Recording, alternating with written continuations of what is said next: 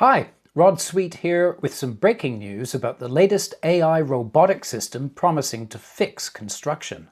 The star of the show is the Mantis autonomous robot, designed to assemble elements on-site that are custom prefabricated off-site in pop-up robotic factories, with the whole system running on AI-powered design software. The London-based startup behind it, called All3, claims the system will save developers up to 30% in overall costs and cut up to 50% off a project's duration. I've been reporting on construction for 25 years, and I've heard many such claims before. The system has echoes of another UK startup, Automated Architecture, which launched around 2 years ago.